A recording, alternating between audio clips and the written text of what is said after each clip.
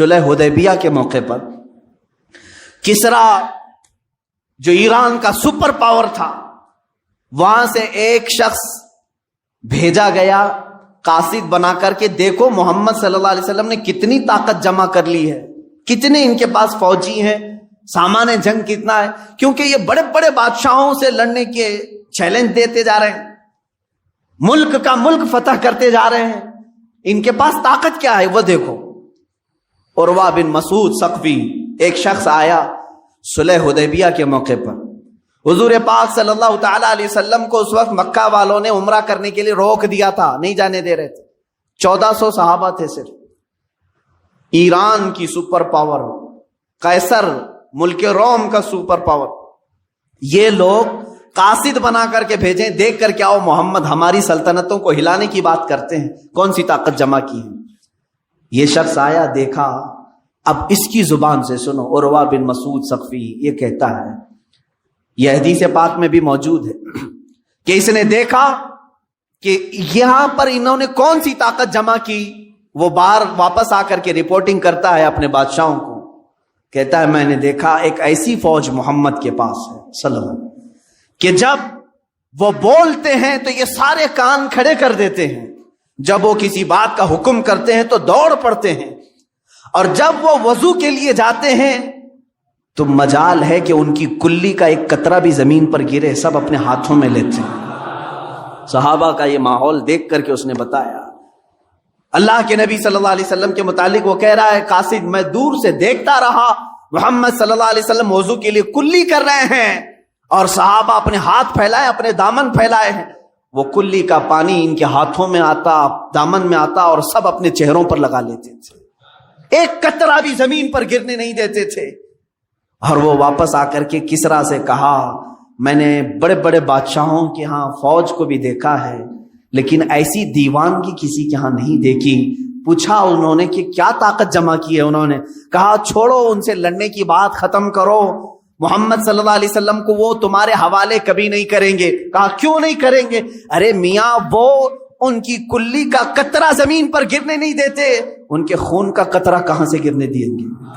وہ صحابہ ہیں جو رسول کریم صلی اللہ تعالی علیہ وسلم کے زبان پاک سے نکلے ہوئے قطرے بھی زمین پر نہیں گرنے دیتے تھے۔ تب اللہ رب العزت نے ان کی شان میں قرآن میں آیتیں نازل فرمائی، اور وہ نہتے ہوتے تھے، پیروں میں چپل نہیں ہے، ہاتھوں میں تلوار نہیں ہے۔ غیبی طاقت ایسی ہوتی کہ وہ لکڑی ہاتھ میں لے لے تو وہی تلوار بن جائے، گھوڑے اگر سمندر میں دوڑائیں تو خشک راستہ بن جائے، اگر وہ درندوں کے پاس آئیں تو وہ درندے ان کے فرمانبردار بن جائیں۔ یہ ساری طاقت و قوت خدا کی طرف سے غیب سے انہیں ملی ہوئی تھی، صرف اس لیے کہ ان کا یہی قول تھا جس کو اقبال نے کہا ہے، آبروئے ماز نام مصطفیٰ، ان کا یہ نعرہ تھا ہماری کل آبرو نام مصطفیٰ سے ہے۔ وہ جیتے مرتے تھے صرف رسول کریم صلی اللہ تعالی علیہ وسلم کی عزت کی خاطر۔ عزیزان گرامی وقار، صلح حدیبیہ کا موقع، جنگ احد کی بات دیکھ لیں، اللہ کے نبی صلی اللہ تعالی علیہ وسلم کے دفاع میں ایک صحابی کھڑے ہیں، اس وقت جنگ کا پانسا پلٹ گیا تھا، کفار مکہ بھاری پڑ گئے تھے، جیتی ہوئی جنگ شکست میں آ گئی تھی، بڑے سخت حالات تھے احد کے میدان میں، اور مسلسل تیر حضور کی طرف برسا رہے تھے، کفار نشانہ کر رہے تھے۔ ایک صحابی کھڑے ہیں حضور کے ڈیفنس میں، ان کے جسم پر 80 تیر چبھے ہوئے تھے، لیکن مجال ہے کہ وہ ہٹیں حضور کے سامنے سے، ہر تیر جسم پر آتا رہا، یہاں تک کہ ایک تیر سیدھے ان کی آنکھ میں گھس گیا اور ان کی آنکھ کا پتلا باہر آ گیا، اور وہ اسی طرح سے اپنے ہتھیلی میں آنکھ کا پتلا لے کر کھڑے ہیں، لیکن مجال ہے کہ وہاں سے ٹس سے مس ہو، اس لیے کہ انہوں نے اپنی زندگی کو وقف کیا تھا، میں دفاع رسول کے لیے ہوں، ناموس رسالت کے پہرے کے لیے ہوں۔ تبھی تو اللہ تعالیٰ نے ان کو غیبی قوت عطا کی تھی۔ اس کے باوجود اللہ کے حبیب صلی اللہ تعالی علیہ وسلم کے چہرے اقدس پر ایک ظالم کافر نے لوہے کی ٹوپی سے مار دیا، لوہے کی ٹوپی ہوتی تھی جو جنگوں میں پہنی جاتی تھی، وہ پھینکا، رسول کریم صلی اللہ علیہ وسلم کے چہرے پاک پر وہ آ کر لگی، اس کے 2 دانت تھے لوہے کے، وہ سیدھے حضور اکرم صلی اللہ تعالی علیہ وسلم کے رخساروں سے، گال میں سے اندر داخل ہو کر کے دانتوں میں چلے گئے، اور وہ لوہے کی خود نکل نہیں رہی تھی، وہ دانت جو تھے وہ نہیں نکل رہی تھی، کاڑیاں، جس سے دانت ہل گئے تھے، صحابہ کرام بے قرار تھے. جانتے ہیں وہ منظر اگر میں اس کی عکاسی کروں، حدیث کے اوراق پڑھتے پڑھتے میری آنکھیں بھیگ گئی تھی. صحابہ ٹوٹ کر کے میرے آقا کے پاس آئے. صدیق اکبر کہتے ہیں یا رسول اللہ، میں یہ دانت کے یہ کاڑیاں میں نکال دوں گا، یہ کڑیاں میں نکال دوں گا. حضرت عمر ہیں، حضرت عثمان ہیں اور دیگر صحابہ ہیں. وہ لوگ کسی نہ کسی طرح سے یہ رسول کریم صلی اللہ تعالی علیہ وسلم کے رخسار میں چبھے ہوئے ان کڑیوں کو نکالنا چاہتے ہیں. کس حالت میں جانتے ہیں؟ کس حالت میں؟ ان صحابہ میں سے ہر ایک کے جسموں پر بڑے بڑے تیر چبھے ہوئے ہیں. وہ تیروں کے ساتھ حضور کے ساتھ کھڑے ہیں. کسی کو اپنے جسم کا تیر نکالنے کی فکر نہیں، رخسار رسول پر لگی ہوئی کڑیاں نکالنے میں وہ بے قرار ہیں. اسی اسنا میں صحابی حضرت ابو عبیدہ بن جراح رضی اللہ تعالیٰ حضرت صدیق اکبر کو پیچھے کرتے ہیں، کہتے ہیں ابو بکر آپ پیچھے ہٹ جاؤ، اس لیے کہ یہ جو کڑیاں ہیں یہ نکالنے جائیں گے تو حضور کے 2 دانت تو شہید ہو جائیں گے، حضور کے 2 دانت شہید ہو جائیں گے. حضرت ابو بکر صدیق نے کہا تو نکالنا تو ہوگا ورنہ یہ زہر پیدا کر سکتا ہے. حضرت ابو عبیدہ بن جراح آئے، اجازت مانگی، یا رسول اللہ صلی اللہ علیہ وسلم مجھے نکالنے کی اجازت دیں. کیسے نکالا جانتے؟ رخساروں میں چبھی ہوئی کڑیوں کو اپنے دانتوں سے پکڑ کر کھینچنے لگے. ہاتھ سے نکال سکتے تھے، دانتوں سے پکڑ کر کھینچنے لگے. جب دانتوں سے کھینچا اپنے تو حضور صلی اللہ علیہ وسلم کے 2 دانت شہید ہوئے، ساتھ ہی حضرت ابو عبیدہ بن جراح کے 4 دانت ٹوٹ گئے. ان کے دانت ٹوٹ گئے. جب وہ کڑی کھینچ کر کے نکالے ان کے دانت بھی ٹوٹے. اس کے بعد وہ کھڑے ہو کر کے مسکراتے ہیں، کہتے ہیں ابو بکر میں نے آپ کو صرف پیچھے اس لیے ہٹایا کہ ہاتھ سے نکالتے تو ہمارے ہاتھ کو تو کچھ نہیں ہوتا لیکن رسول پاک کے دانت شہید ہو جاتے ہیں. میں نے اپنے دانتوں سے اس لیے نکالا کہ حضور پاک صلی اللہ علیہ وسلم کے اگر 2 دانت جائیں تو پھر ہمارے منہ میں کسی کے دانت ہونا ہی نہیں چاہیے، ہم سلامت کیسے رہیں. جب میرے دانت گر گئے تو مجھے اللہ رب العزت کی ذات پر یہ یقین ہوا کہ مولا تبارک و تعالیٰ مجھے معاف فرمائے گا کہ میرے بھی کفارے کے طور پر دانت گئے ہیں. وہ صحابہ کی الفت تھی میرے عزیزوں، وہ صحابہ کی الفت تھی. ان کے بارگاہ مصطفیٰ کے جو لگاؤ ہیں، یہ آداب ہیں، یہ آج دہرانے کی ضرورت ہے. امت بھول چکی ہے ان معاملات. حضرت ابو ایوب انصاری رضی اللہ تعالیٰ میزبان رسول ہیں، سب کو معلوم ہے. جب مدینہ حضور تشریف لائے تو اونٹنی حضرت ابو ایوب کے گھر پر رکی. فیصلہ یہی ہوا تھا کہ جہاں اونٹنی رکے گی وہاں پر حضور آرام کریں. ابو ایوب انصاری رضی اللہ تعالیٰ عنہ یہ وہ صحابی ہیں جن کو حضور کی میزبانی کرنے کا شرف حاصل ہے.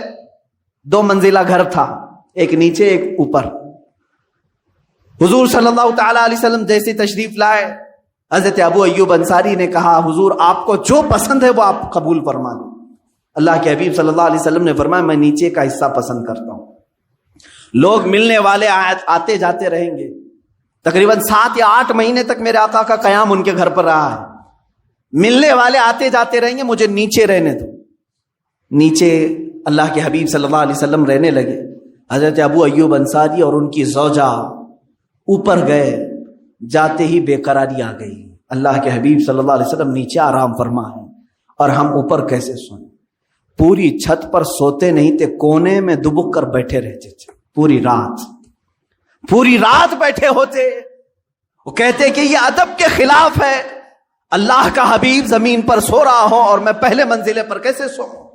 نہیں سوتے تھے، پوری رات اس طرح سے کونے میں بیٹھے رہتے. ایک دن ان کے گھر میں پانی کا مٹکا مٹی کا تھا، ٹوٹ گیا، پانی بہ گیا چھت پر. چھپرے کی چھت ہوتی تھی. جانتے ہیں حضرت ابو ایوب انصاری کے ہاں ایک ہی کمبل تھا، ایک ہی لحاف تھا. وہ پورا لحاف انہوں نے پانی میں بھگو دیا. جو کپڑے تھے وہ پھاڑ کر پانی میں بھگو دیا، جمع کر لیا. سخت ٹھنڈیوں کی راتیں تھی. اسی لحاف کو شوہر اور بیوی دونوں اوڑھ کر کے صبح تک بیٹھے رہے، صرف اس لیے کہ پانی کا ایک قطرہ بھی میرے مصطفیٰ کی ذات پر نہ جائے. اللہ کے حبیب صلی اللہ علیہ وسلم کی نیند میں خلل نہ آنے پائے. یہ مقام مصطفیٰ صحابہ اکرام سے سیکھو میرے عزیزوں. ان دلالوں سے کیا سیکھو گے جو آج حکومت کے تخت پر بیٹھے ہیں، جن کو نام مصطفیٰ کی کوئی قدر نہیں. اسی لیے سرکار مفتی اعظم ہند رضی اللہ تعالیٰ عنہ نے اعلان کیا تھا مدینہ طیبہ میں، تیرے حبیب کا پیارا چمن کیا برباد، الہی نکلے یہ نجدی بلا مدینے سے۔ اللہ ان کی دعا قبول کرے، ان ظالموں کو جزیرۃ العرب سے دور کرے۔ آج دل روتا ہے میرے عزیزوں، رسول کریم صلی اللہ تعالی علیہ وسلم کی عظمت پر حملے کرنے والے وہ لوگ ہیں جو ٹڈی دل ہیں، ان کے ہاں کوئی ہمت نہیں۔ اگر مسلم دنیا صرف اور صرف ایک بار ان سے یہ کہہ دے کہ اللہ کے حبیب صلی اللہ تعالی علیہ وسلم کے لیے ہم جان بھی فدا کرتے ہیں، ہم اپنے ہر جمعہ کے خطبے میں یہ کہتے ہیں الا لا ایمان لمن لا محبت له، اس کا ایمان ہی نہیں جس کے سینے میں ان کی محبت نہیں۔ ہم تو انہی کی محبت میں جینے مرنے کی قسمیں کھاتے ہیں، لہٰذا اس نبی کی ذات پر کچھ نہ کہو، ہمیں جو کوسنا ہے کوسو، ہم تو برے ہیں، ہم بد اخلاق ہیں، ہم بد عمل ہیں، ہمیں گالیاں دے دو، لیکن میرے آقا صلی اللہ تعالی علیہ وسلم کی شان میں کچھ نہ کہا جائے۔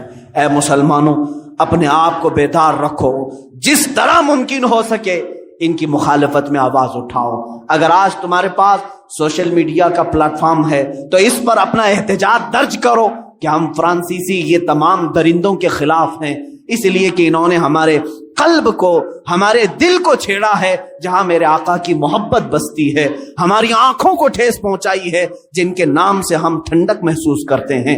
اس لیے میں کہتا ہوں یہ ہیومن رائٹس کے بھی خلاف ہے، کسی کو اس طرح سے ستانا، ہریسمنٹ کرنا، کہ یہ ظلم نہیں ہے، یہ جرم نہیں ہے، کسی کو بھی ہریسمنٹ کرنا یہ جرم نہیں ہے۔ اس طرح پورے مسلمانوں، کروڑوں مسلمانوں کو یہ ہریسمنٹ کر رہے ہیں اس بات سے کہ کبھی میرے نبی کے شان میں کارٹون بنانے کی بات، کبھی ان کو معاذ اللہ رب العالمین گندے الفاظ کے ساتھ فلم بنانے کی بات۔ اس طرح یہ تمام بار بار چیزیں جو آتی ہیں یہ ہمارے ساتھ، یہ ہیومن رائٹس کی خلاف ہے، ہمارے ساتھ یہ ہریسمنٹ ہے۔ ہم جو ہے بار بار ان تمام کرب کے ساتھ کیوں زندگی گزار رہے ہیں آج؟ کیا ہمیں دنیا میں اس زمین پر تمام لوگوں کی مذہبی آزادی کے ساتھ جینے کا حق نہیں ہے؟ عزیزان گرامی، ہمارا اسلام تو یہ دعوت دیتا ہے لا تسبوا الذین یدعون من دون اللہ فیسبوا اللہ عدوا بغیر علم۔ قرآن کہتا ہے تم ان کے خداؤں کو گالی مت دو، ان کے خداؤں کو گالی مت دو، اس لیے کہ وہ پلٹ کر کے تمہارے خداؤں کو تمہارے خدا کو بولیں گے، جو اللہ حقیقی ہے اس کو وہ گالی دیں گے۔ ہمیں تو یہ منع کیا گیا ہے۔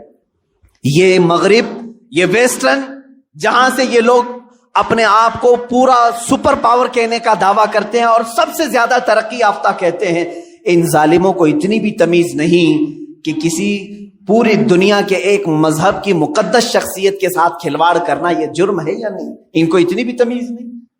یہ جان بوجھ کر کے کیا جا رہا ہے۔ آج میں مسلمانوں کو ایک درس دے کر کے جانا چاہوں گا، آخری میرا پیغام سنیں۔ حضرت علامہ ابن حجر عسقلانی رحمۃ اللہ تعالی علیہ نے لکھا ہے کہ بغداد پر جب حملہ ہوا تھا تاتاریوں کا، ان ظالموں نے پورے مسلمانوں کا قتل عام کیا تھا، دریائے دجلہ کا پانی مسلمانوں کے خون سے لال ہو گیا تھا، بہت انہوں نے ظلم و ستم ڈھائے، اور ان کا محبوب مشغلہ کیا تھا؟ شام کو آتے تھے، کسی عیسائی پادری کو بٹھا کر کے حضور کی شان میں نازیبا کلمات بکنے کے لیے اسے کہا جاتا، پیسے دیے جاتے۔ ایک بار دربار میں علماء کو قید کر کے لائے ہیں، مسلم علماء کو، ان کے ہاتھ پیچھے بندھے ہوئے ہیں، زمین پر لیٹے ہوئے ہیں، اور دربار میں یہ سارے تاتاری اور بادشاہ بھی بیٹھا ہوا ہے۔ ایک عیسائی پادری کو لایا گیا اور کہا گیا کہ تو حضور اکرم صلی اللہ تعالی علیہ وسلم کے بارے میں جتنا ہو سکتا ہے گرا کر کے باتیں کر، ان کے لیے برے برے شعر بول۔ وہ شروع کرتا ہے۔ اتفاق ایسا کہ اس بادشاہ کا ایک پالا ہوا کتا تھا جو سونے کی زنجیر سے بندھا ہوا رہتا تھا، سونے کی زنجیر سے اسے باندھتا تھا بادشاہ۔ جیسے ہی وہ عیسائی پادری گستاخی شروع کیا، وہ کتا بھونکنے لگا، کتا بھونکنے لگا، اس نے بند کر دیا۔ پھر تھوڑی دیر کے بعد اس نے پھر وہی کام شروع کیا، کتا پھر بھونکنے لگا۔ لوگوں نے اس سے کہا بھی کہ شاید تو جو بول رہا ہے اس کی وجہ سے کتا بھونک رہا ہے۔ پھر جب اس نے تیسری بار اسی طرح سے گستاخی کرنا شروع کیا تو کتا زنجیر توڑ کر کے نکل آیا اور اس عیسائی پادری پر ایسا حملہ کیا کہ دم زدن میں اسے چیر کر کے ٹکڑے کر دیا، ختم کر دیا۔ اور اسی وقت سینکڑوں کی تعداد میں وہی تاتاری جو گستاخی رسول کے مرتکب تھے ایمان کی دولت سے مشرف ہوئے، اسلام میں داخل ہوئے۔ میں یہ بات اس لیے عرض کر رہا ہوں، کبھی کبھار مجھے ایسا لگتا ہے کہ وہ کتا تو ہم سے اچھا تھا، وہ کتا تو ہم سے اچھا تھا جو ناموس رسالت پر کوئی ایک جملہ سننا اسے پسند نہیں تھا، کتوں سے گئی گزری زندگی ہم گزارنے پر آ گئے۔ اسی طرح میرے آقا صلی اللہ تعالی علیہ وسلم کا وہ خچر جس پر آپ سواری کرتے تھے، یعفور نام تھا، اتنا عقل مند تھا، اتنا عقل مند۔ خیبر کے موقع پر حضور صلی اللہ تعالی علیہ وسلم کو گفٹ میں ملا، ہدیے کے طور پر ملا۔ جب حضور صلی اللہ علیہ وسلم نے اس کو لیا تو وہ اپنا سر ہلانے لگا، وہ اپنی زبان میں کچھ کہنے لگا۔ حضور مسکرائے، صحابہ نے پوچھا آقا یہ کیا کہہ رہا ہے؟ وہ جانوروں کی بھی بولیاں سنتے تھے، وہ رسول تھے سب کے۔ اللہ کے حبیب صلی اللہ علیہ وسلم فرماتے ہیں یہ خچر مجھ سے کہہ رہا ہے کہ یا رسول اللہ صلی اللہ تعالی علیہ وسلم، میں اس نسل کا گدھا ہوں، میں اس نسل کا خچر ہوں کہ میرے باپ میرے دادا سب وہ خچر تھے کہ جن کے اوپر انبیاء اکرام نے سواری کی تھی، انبیاء نے سواری کی، اور ان کی نسل کا میں آخری خچر ہوں، اور نبیوں میں سب سے آخری آپ، سب سے آخری آپ ہیں۔ اور وہ خاتم النبیین کا عقیدہ رکھنے والا قادیانیوں سے تو بہتر تھا۔ رسول کریم صلی اللہ تعالی علیہ وسلم سے وہ ایک بات یہ بھی عرض کیا کہ آقا میں ایک یہودی کا خریدا ہوا تھا، اس کی ملکیت میں تھا، لیکن وہ حضور سے کہہ رہا ہے خچر یا رسول اللہ صلی اللہ علیہ وسلم برسوں اس یہودی کے گھر میں رہا، ایک مرتبہ بھی میں اپنی پیٹھ پر اس کو سوار ہونے نہیں دیا۔ حضور پاک صلی اللہ تعالی علیہ وسلم سے کہہ رہا ہے جب بھی وہ سوار ہونے کی کوشش کرتا میں اسے گرا دیتا تھا، اس لیے کہ مجھے یہ یقین تھا کہ میری پیٹھ کسی رسول کے لیے رکھی گئی ہے۔ اسی یعفور کو دیکھیں جب میرے آقا صلی اللہ تعالی علیہ وسلم کا وصال ہوا، اللہ کے حبیب صلی اللہ تعالی علیہ وسلم جب کسی صحابی کو بلانا ہوتا تو اسی یعفور کو بھیجتے تھے خچر کہ جاؤ عثمان بن عفان کو بلا لاؤ، جاؤ عمر ابن خطاب کو بلا لاؤ۔ یہ سیدھے اسی صحابی کے گھر جاتا، ان کے دروازے کو اپنے سر سے ٹھوکتا، دروازہ کھلتا، وہ اپنی دم سے اشارہ کرتا، صحابہ سمجھتے کہ رسول کا بلاوا آیا ہے، حضور کا قاصد بن کر کے صحابہ کے گھر جاتا۔ لیکن میرے عزیزو اس کے قلب میں، اس کے دل میں جو عظمت مصطفیٰ تھی وہ یہ، صحابہ کرام فرماتے ہیں حضور صلی اللہ تعالی علیہ وسلم سے ریلیٹڈ ہر چیز سے ان کو محبت تھی۔ جب میرے آقا کا وصال ہوا، انتقال ہوا، اس دن سے لے کر کے 3 دن تک اس یعفور نے نہ گھاس کا ایک پتا کھایا، نہ کھانا پانی، کچھ بھی نہیں، کسی چیز کو منہ نہیں لگاتا تھا۔ اگر کوئی چیز کھانے کے لیے اس کے سامنے پیش کر دی جاتی اپنے پیروں سے ہٹا دیتا تھا۔ صحابہ روتے تھے اس عمل کو دیکھ کر کہ بغیر مصطفیٰ کے یہ کھانا پسند نہیں کرتا۔ 3 دن کے بعد جس کنویں سے آخری مرتبہ میرے آقا صلی اللہ علیہ وسلم نے غسل فرمایا تھا، بیر غرس، جہاں کا پانی یہ روایات میں ہے کہ وہاں جا کر کے دن بھر بیٹھ کر روتا تھا، اور تیسرے دن اسی میں چھلانگ لگا کر کے فوت ہو گیا۔ اس جانور نے یہ درس دیا کہ بغیر مصطفیٰ کے تو یہ جینا بھی بیکار ہے۔ جو نبی کی محبت میں جیا ہو اسے نبی کو چھوڑ کر کے جینے کا کبھی لطف آ ہی نہیں سکتا۔ یقین جانو میرے مولا کی مدد آئے گی، کیونکہ قرآن میں اس نے فرمایا الا ان نصر اللہ قریب، آگاہ ہو جاؤ اللہ کی مدد بہت قریب ہے، اللہ کی مدد بہت قریب ہے۔ عزیزان گرامی وقت میں اقبال کے اس شعر کو، علامہ اقبال کے اس شعر کو اپنی تقریر کا خلاصہ سمجھتا ہوں۔ کیوں ہم سے روٹھی روٹھی ہے آج کامیابی، کیوں وقار چھینا ہوا دکھتا ہے، کیوں عظمتیں ہم سے دور بھاگی ہوئی ہیں، خوف ہم سب کے دلوں پر کیوں مسلط ہے۔ ایک شعر میں اس مرد قلندر نے جواب دیا تھا کہ فرماتے ہیں اقبال کہ ان کے جو ہم غلام تھے خلق کے پیشوا رہے، ان کے جو ہم غلام تھے خلق کے پیشوا رہے، ان سے پھرے جہاں پھرا پھرائی کمی وقار میں، طریق مصطفیٰ کو چھوڑنا ہے وجہ بربادی، اسی سے قوم دنیا میں ہوئی ہے بے اقتدار اپنی، اسی سے قوم دنیا میں ہوئی ہے بے اقتدار اپنی۔ میرے عزیزوں، ابو داؤد شریف کی حدیث، میرے آقا صلی اللہ علیہ وسلم فرماتے یوشک ان تداعی علیکم الامم کما تداعی الاکلۃ الی قصعتها، حضور فرماتے ہیں قریب دیکھو گے تم میری امت پر ساری جماعتیں جھپٹ پڑیں گی جیسے کہ بھوکا برتن پر جھپٹتا. کیا وہ زمانہ نہیں ہے آج؟ ہر قوم ہم پر جھپٹا ماری ہوئی ہے, ہر ایک کا ٹارگٹ یہی نظر آتے. کیوں؟ میرے آقا صلی اللہ تعالی علیہ وسلم سے صحابہ نے پوچھا نحن من قلت یومئذ یا رسول اللہ, اے اللہ کے رسول اس زمانے میں کیا ہماری تعداد کم ہوگی؟ کیوں ساری قومیں ہم پر جھپٹیں گے؟ اللہ کے نبی صلی اللہ علیہ وسلم فرماتے ولکنکم کثیرون غثاء کغثاء البحر, نہیں تمہاری تعداد بہت زیادہ ہوگی لیکن تمہاری حیثیت سمندر کے جھاگ کی طرح ہوگی. جھاگ کس کو کہتے ہیں؟ جو ہواؤں میں اڑ جاتا ہے. یہی تو کیفیت ہے آج ہماری, کبھی اس کی جے بھی جے, کبھی اس کی جے بھی جے, ادھر اڑے کبھی ادھر اڑے. اخلاص اور پیورٹی جب نہ ہو. اب اس کے بعد میرے آقا صلی اللہ علیہ وسلم فرماتے ہیں وَلَا يَقْذِفَنَّ عَلَىٰ قُلُوبِكُمُ الْوَهْنَ, اللہ تمہارے دلوں پر وہن ڈال دے گا. وہم نہیں, وہن. آج کی بات نہیں, میرے آقا صلی اللہ علیہ وسلم فرماتے ہیں مجھے اللہ نے ایک مدد یہ فرمائی 500 میل دور بھی ہو تو میرے دشمنوں کے دل پر اللہ میرا رعب ڈالا. میرے آقا صلی اللہ علیہ وسلم کے صحابہ تابعین اور ان کی سچی امت کا بھی ایسا ہی رعب دشمنان اسلام پر اللہ نے ڈال رکھا ہے, لیکن یہ بدل جائے گا. فرماتے میرے آقا صلی اللہ علیہ وسلم قیامت کے قریب تمہارے دلوں پر کافروں کا رعب آ جائے گا, تمہارے دلوں پر کافروں کا رعب آئے گا, دشمنوں کا رعب آئے گا. صحابہ نے پوچھا ایسا کیوں ہوگا یا رسول اللہ؟ میرے آقا فرماتے 2 چیزوں کی وجہ سے, حب الدنیا و کراہیت الموت. تم دنیا میں ڈوب جاؤ گے, محبت کرنے لگ جاؤ گے اور موت سے بھاگنے لگو گے. یہ 2 چیزیں جب تمہارے اندر آ جائیں تو سمجھ لینا کہ دل تمہارا بار بار ڈولتا رہے گا, کبھی ادھر سے کوئی مارنے آ رہا ہے, کبھی ادھر سے کوئی مارنے آ رہا ہے. اسی خوف کے سہارے تو آج جی رہے ہم. دنیا کی محبت نے ہمیں یہاں لا کر رکھا ہے. اور مجھے وہ بات یاد آتی ہے, مولانا روم فرماتے ہیں رسول کریم صلی اللہ تعالی علیہ وسلم کی بارگاہ میں ایک بار شہد کا ایک پیالہ پیش کیا گیا. حضور پاک صلی اللہ تعالی علیہ وسلم اس کو تناول فرما رہے. اچانک کوئی چیز سامنے سے آتی نظر آئی, کسی اور کو نہیں, میرے آقا نے اپنے ہاتھوں سے اسے ہٹائے, دھکا دیا. صحابہ بیٹھے ہوئے تھے. پھر دوبارہ حضور پاک صلی اللہ علیہ وسلم نے شہد کا پیالہ اٹھایا, پھر کوئی چیز آتی نظر آئی, اس کو ہٹایا. تیسری مرتبہ میرے آقا نے پیالہ اٹھایا لیکن شہد نہیں تناول فرمایا, نیچے رکھ دیا, آنکھوں سے آنسو آنے. توجہ سے سننا میرے عزیزوں.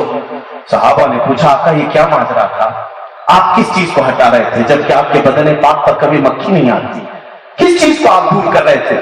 سنو, وہ عظمت والی نگاہیں دیکھتی ہے جو سب کی نگاہیں نہیں دیکھتی. میرے آقا صلی اللہ علیہ وسلم فرماتے ہیں میرے صحابہ دنیا میرے پاس پورا مال و دولت لے کر کے آئی. کہا یا رسول اللہ میرا مال زر دولت قبول فرما دے, آپ کے لیے خزانے کھول دوں گی. میرے آقا نے فرمایا میں نے دھکا دے کر دور کیا, مجھے فقر پسند ہے, مجھے فقر پسند ہے, میں نے دنیا کو ترک کیا. وہ چلی گئی. تھوڑی دیر کے بعد دوبارہ میں شہد پینا چاہ رہا تھا.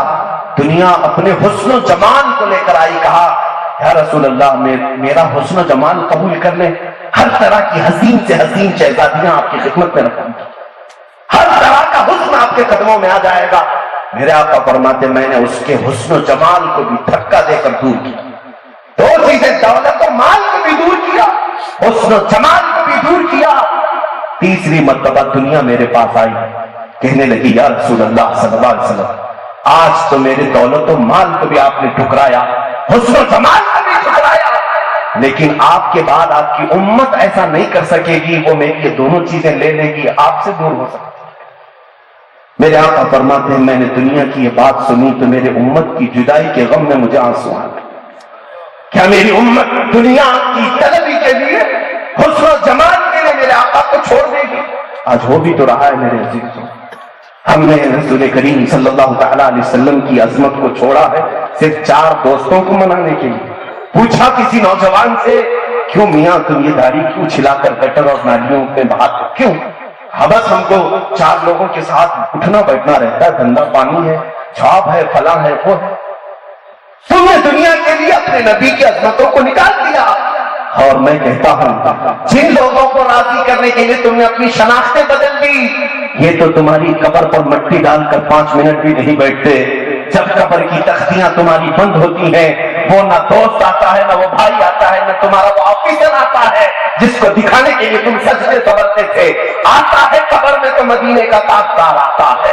رسول پاک صلی اللہ تعالیٰ علیہ وسلم تشریف لاتے ہیں، فرماتے ہیں مشائخ اعظام اولیاء کاملین فرماتے ہیں قبر کے اس سوالوں کے وقت جب تم سے یہ پوچھا جائے گا، فرشتے پوچھیں گے نا 3 سوال، سب کو معلوم ہے نا، تمہارا رب کون ہے، تمہارا دین کیا ہے، اور میرے آقا قبر میں ہوں گے، فرشتے ان کی طرف دکھا کر پوچھیں گے ان کے بارے میں تو کیا کہتا تھا۔ توجہ سے سنو اے نوجوانوں، اگر تم یہ سوچتے ہو میرے آقا کو دیکھ کر تمہیں چیخ پڑوں گا یہ میرے آقا ہیں، میرے داتا ہیں، میرے مولا، بزرگان دین فرماتے ہیں قبر میں جب تم اس وقت دیکھو گے میرے آقا اپنا چہرہ پھیر لیں اور فرمائیں گے خبردار میری طرف مت دیکھنا، اس لیے کہ تجھے تو دنیا میں میرا چہرہ پسند نہیں تھا، تجھے دنیا میں میرا چہرہ پسند نہیں تھا، آج کیوں دیکھ رہا ہے؟ تو کیا بلاؤ گے انہی فلم ایکٹروں کو، قبر میں پکارو گے انہی لوگوں کو جس کے تم فین ہو؟ کیا آ جاؤ ہم تمہارا ہیئر اسٹائل اپناتے تھے، تمہارے کپڑوں کی طرح کپڑے پہنتے تھے، تم نے اگر پینٹ پھاڑ لی تو ہم بھی پھاڑ دیتے تھے، بلاؤ گے قبروں میں ان کو؟ میرے عزیزو اس وقت سوائے دامن رسول کے کوئی چیز تمہیں بچا ہی نہیں سکے گی۔ آج لوگ ان کی پناہ، آج مدد مانگ ان سے، پھر نہ مانیں گے قیامت میں اگر مان گیا، پھر نہ مانیں گے اگر قیامت میں مان گیا۔ عزیزان گرامی وقار، ہم سب کو اولیاء کاملین نے یہی درس دیا۔ سرکار سیدی حضور احسن العلماء رضی اللہ تعالیٰ عنہ کی بارگاہ میں آج خراج عقیدت پیش کرنے کے لیے آئے ہیں۔ اس عظیم شہزادے کو آپ دیکھ رہے ہیں جس بارگاہ کا میں ایک ادنا سا بھکاری ہوں، مارحرہ مطہرہ کو میں نے بہت قریب سے پڑھا ہے، وہاں کے مشائخ اور پیران اعظام نے جو پوری دنیا کی تربیت کی ہے، میں نے موضوع ہی اس لیے ابھی آپ کے سامنے گھمایا کہ وہ ایک خانقاہ ایسی نظر آتی ہے جس نے ترک دنیا ہمیں سکھایا ہے، ترک دنیا ہمیں سکھایا۔ بڑے بڑے لوگ اپنے نذرانوں کے ساتھ وہاں حاضر رہتے خریداری کے لیے، لیکن ماہرہ کے ایک پیر کو بھی آج پورا ہندوستان خرید نہیں سکا۔ بہت اچھے مفتی صاحب شکریہ، نعرہ تحریر، نعرہ رسالت، خانقاہ برکات، خانقاہ عالیہ قادریہ برکاتیہ، حضور تاج المشائخ۔ میری اصلاح فرمائیں گے حضور، جہاں تک مجھے روایتیں ملی ہیں، لیکن یہ دیکھی بھی آنکھیں، میں نے سنا ابھی کانپور میں کل کہ سیدی احسن العلماء رحمت اللہ کے میلاد کے آپ جا رہے تھے اور مارحرہ مطہرہ کے غریب بستیوں والے آ گئے، کہا ہمارے گھر میں بھی میلاد ہے۔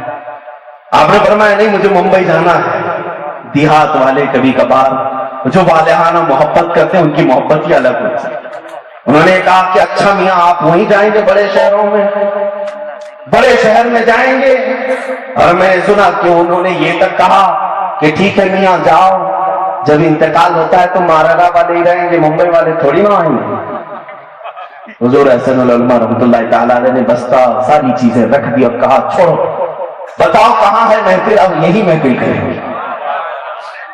یہ امت مصطفیٰ صلی اللہ تعالیٰ علیہ وسلم کی فکر ہوتی ہے، نہ کہ دنیا طلبی۔ انہی اولیاء کی بارگاہ میں ہم آج سر جھکاتے ہیں جن اولیاء نے ہمیں یہ دنیا میں ڈوب جانے سے محفوظ رکھنے کے علاج عطا کیے ہیں۔ میرے عزیزو، آج آپ سب کے لیے یہی میری ریکویسٹ ہے کہ جس طرح سے ہمارے بچے آج ڈوب گئے ہیں انٹرنیٹ میں، یہ چال ہے، یہ کیسے پھنسے ہوئے ہیں۔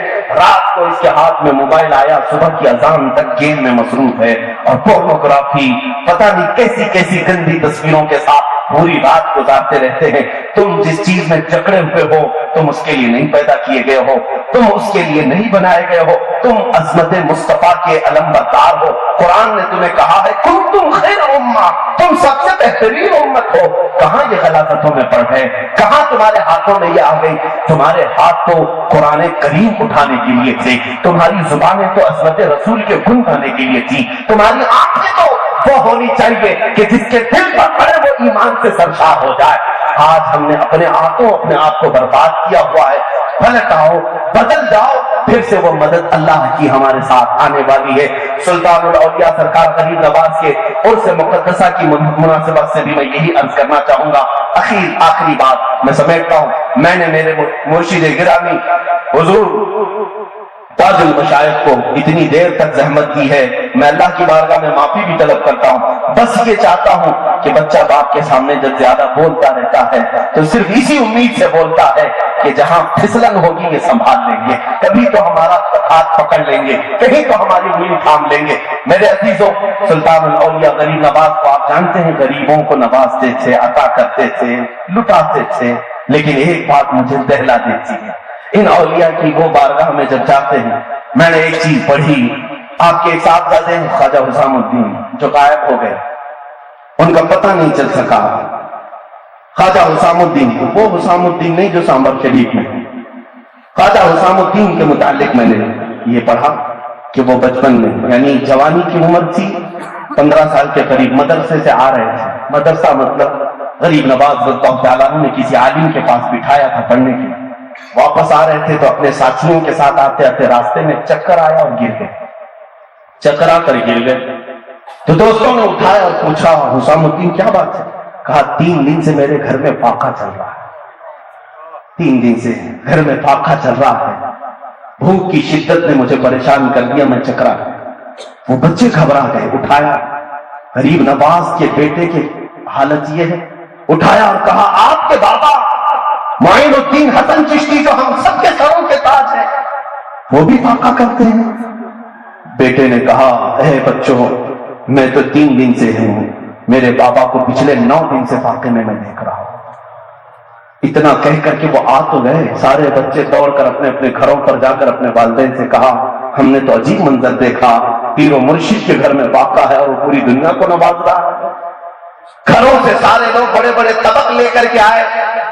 شام کے وقت غریب نواز رضی اللہ تعالیٰ عنہ روزہ افطاری کے لیے بیٹھے تھے، سارے کھانے دیکھ کر کے آپ نے محسوس کیا آج تو کچھ الگ ہوا ہے، اتنے کھانے تو آتے نہیں تھے۔ لوگوں سے پوچھا کہ آج سارے لوگ کھانے لے کر کے آ گئے، کیا بات ہے؟ سبوں نے کہا حضور ہم نے یہ سنا ہے کہ آپ کے گھر میں فاقہ چل رہا ہے، ہم کو آپ نے اشارتاً بھی نہیں کہا، ہم ساری چیزیں لے کر حاضر ہو جاتے ہیں۔ سرکار غریب نواز نے پوچھا کہ کون بتائے؟ کہا خواجہ حسام الدین آج گر گئے تھے راستے میں چکر آ کر کے بھوک کی شدت کی وجہ سے، تو ہم نے ہمارے بچوں سے سنا کہ وہ کہہ رہے تھے آپ کے گھر میں فاقہ ہے۔ غریب نواز رضی اللہ تعالیٰ عنہ نے جو تناول کرنا تھا تناول فرما لیا، گھر آئے رات کو، اپنی اہلیہ محترمہ کو بلایا، حسام الدین کدھر؟ بلانے کے بعد آپ نے صرف ایک تنبیہ کہی، اے حسام الدین تم ہمارے سامنے سے دور ہو جاؤ، اس لیے کہ میں نے جو فاقہ کیا تھا وہ قوم کو دکھانے کے لیے نہیں، یہ میرے رب کا اور میرا راز تھا جو تو نے افشا کیا ہے۔ یہ رسول کریم صلی اللہ علیہ وسلم کے گھر کی عادتیں تھیں، وہ آل رسول ہیں جنہوں نے ہمیں دین دیا ہے۔ آج تو بچے سے بھی اس لیے بگڑے ہوئے ہیں کہ ماں نے آج چکن نہیں بنایا ہے، ماں نے آج مٹن نہیں بنایا ہے، بھاگ کے چلا گیا۔ میرے عزیزو یہ درس بھی تو 2 بچوں کو کہ قناعت بھی کسی چیز کا نام ہے۔ رسول کریم صلی اللہ تعالیٰ علیہ وسلم نے جو ہمیں تربیت دی ہے اس تربیت کو بھی اپنے بچوں کے اندر منتقل کرو۔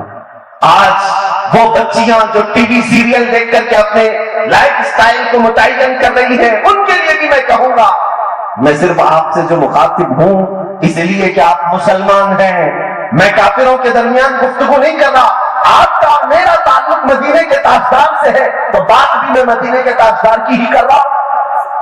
آپ سب کو عمل کرنا ہی چاہیے۔ میرے آقا صلی اللہ تعالیٰ علیہ وسلم نے اپنے گھر میں یہ بھی سکھایا، حسنین کریمین۔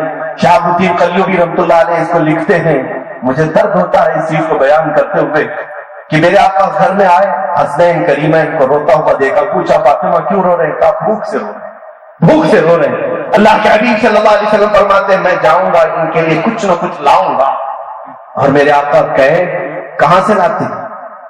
وہ مالک جنت ہے، طلب کرے جنت کے طبق اتر جائیں۔ لیکن میرے آقا مدینہ طیبہ سے بہت دور آ گئے، ایک باغیچے میں داخل ہوا، باغیچے کا مالک وہاں کھڑا تھا، اس سے پوچھا کہ اے باغیچے کے مالک کیا تو مجھے مزدوری پر رکھے گا؟ تیرے باغیچے میں کسی کام کی حاجت ہے؟ اس نے کہا ہاں، یہ دیکھو یہ کنواں ہے، اس میں ڈول ڈالو، پانی اٹھاؤ اور میرے کھجوروں کے باغیچے میں کھجوروں کے درختوں کی سینچائی کرو، ایک ڈول نکالو گے تو 2 کھجوریں دوں گا۔ اللہ کے حبیب صلی اللہ علیہ وسلم کی بات کر رہا ہوں، میرے نبی کونین صلی اللہ علیہ وسلم کی بات کر رہا ہوں۔ عزیزان گرامی، رسول کریم صلی اللہ علیہ وسلم نے قبول فرمایا، رسی لے کر کے ڈول سے پانی نکالتے اور اٹھا کر لے جا کر اس درخت پر ڈالاتے، 2 کھجوریں وہ دیتا ہے۔ یہ صرف اور صرف میرے آقا نے پوری امت کے درس کے لیے کیا ہے جن کا حال آج یہ ہے، ہمارے بچے اور جوان یہ سوچ کر کے بیٹھے میرے اسٹینڈرڈ کا تو کام ہی نہیں ہے، حلال کاموں کے لیے بھی اس طرح بیٹھے ہوئے۔ اللہ کے حبیب صلی اللہ تعالیٰ علیہ وسلم نے اپنے بچوں کی تربیت ادھر ادھر سے آئے ہوئے مال سے نہیں فرمائی، حلال اپنی مزدوری اپنے محنت سے بھی فرمائی۔ 3 ڈول آپ نے کھینچے تھے، حضرت کلیو بھی فرماتے ہیں دردناک واقعہ، رسی ٹوٹ گئی اور ڈول گر گیا، رسی ٹوٹ گئی ڈول گر گیا۔ اس باغیچے کا مالک جانتا نہیں تھا، وہ آیا، آ کر حضور پاک صلی اللہ علیہ وسلم پر ہاتھ اٹھا دیا۔ اللہ اکبر، میرے آقا صلی اللہ علیہ وسلم نے کچھ بھی جواب نہیں دیا، رسی کو جوڑا اٹھا کر کے، جتنے ڈول نکالے واپس میرے آقا تشریف لائے، وہی کھجوریں لا کر حسنین کریمہ ان کو کھلایا جو بھوکے تھے۔ میرے عزیزو، یہ رسول پاک صلی اللہ علیہ وسلم کے گھر کو مجبور گھرانہ نہ سمجھنا، پوری دنیا ان کے چوکھٹ کے قریب ہے، مگر سکھایا ہے انہوں نے فخر کو سکھایا ہے۔ میرے آقا صلی اللہ تعالیٰ علیہ وسلم کی بارگاہ میں شام میں وہ شخص دوڑتا ہوا آیا، اسے کسی نے خبر کر دی کہ جس پر تو نے آج ہاتھ اٹھایا وہ محمد رسول اللہ ہے۔ اس نے تلوار لے کر اپنا ہاتھ کاٹ دیا، مجھے اس ہاتھ کی ضرورت نہیں جو میں نے میرے آقا یعنی رسول پاک پر اٹھایا۔ یا تو وہ ایمان والا نہیں تھا، اس کی تفصیلات اس حکایت میں موجود نہیں ہے۔ اللہ کے حبیب صلی اللہ علیہ وسلم کے پاس جب وہ دوڑتا ہوا آیا، میرے آقا نے اپنا لعاب پاک لگا کر پھر سے ہاتھ کو جوڑ دیا اور کچھ بھی مواخذہ نہیں فرمایا۔ میرے عزیزو، یہ تمام باتیں میں صرف عشق رسول میں تمہیں ڈوبنے کے لیے کہہ رہا ہوں۔ وہ عظمت والے رسول کی محبت میں جھوم جاؤ جس رسول کو اللہ تعالیٰ نے ہمارے درمیان مبعوث کیا ہے۔ تم اب تک اپنی حیثیت نہیں سمجھ سکے، اس امت میں پیدا ہونے کے لیے انبیاء دعا کرتے رہے اور پچھلی امتیں رویا کرتی تھیں، امت مصطفیٰ کی قسمت پر وہ رشک کیا کرتے تھے۔ کیا ہو گیا ہمیں؟ ہم اپنی حیثیت نہیں سمجھ پا رہے ہیں، اپنی حیثیت کو۔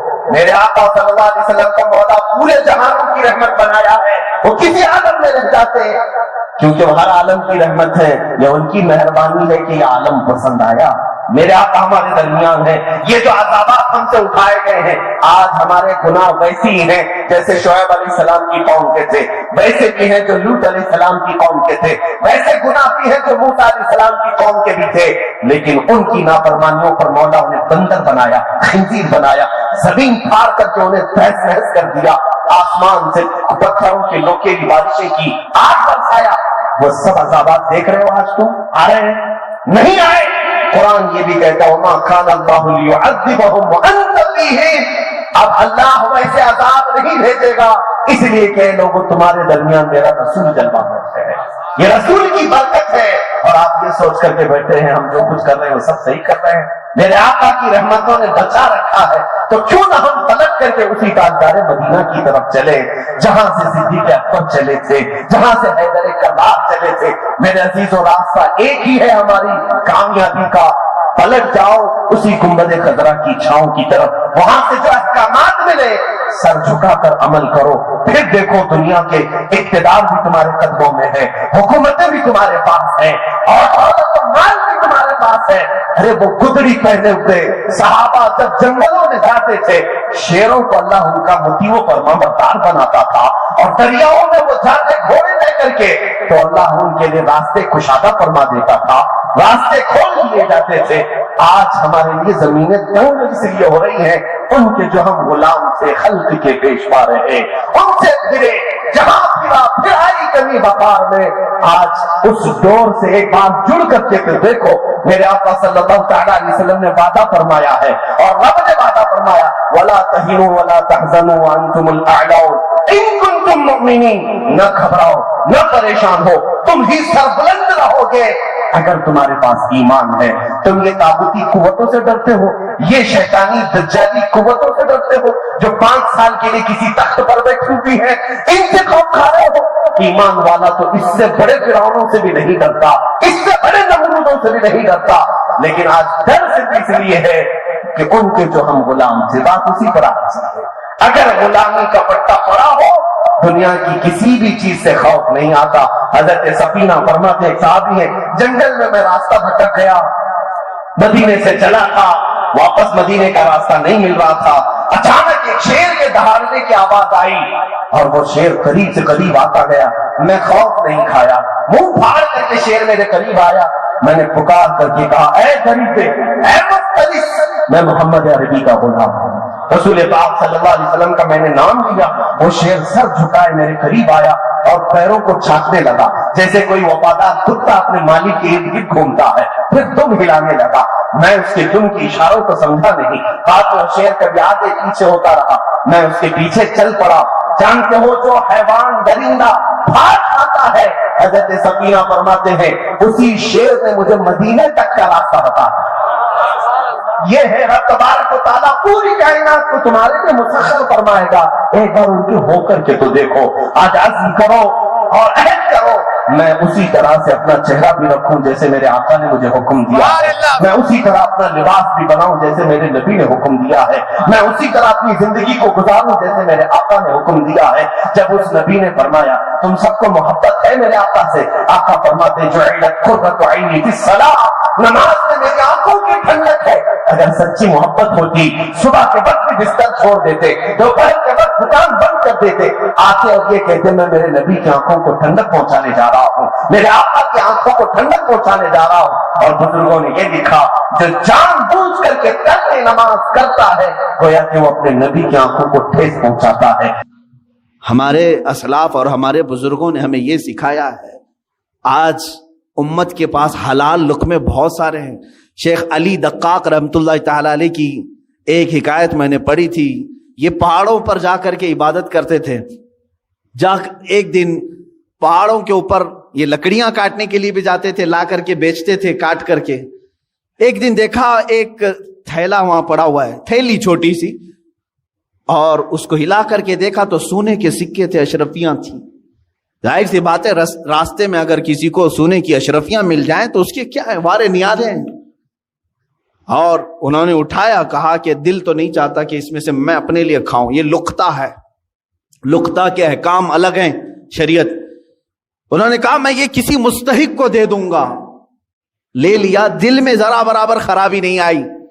نیچے آئے, پہاڑ سے اتر کر کے دیکھا ایک حبشی غلام کالا, جس کے ہونٹ چوڑے تھے, معذور تھا, ہاتھ نہیں تھے پیر تو تھے, معذور شخص تھا, بیٹھا ہوا تھا, پسینے میں شرابور تھا.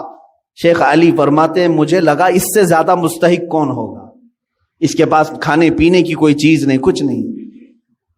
آپ لے جا کر کے وہ سونے کے سکے والی جو تھیلی ہے, اشرفیوں کی تھیلی, اس حبشی غلام کو دے دیتے ہیں, لے تو اپنے خرچے کر, اس میں مزے کے ساتھ زندگی گزار.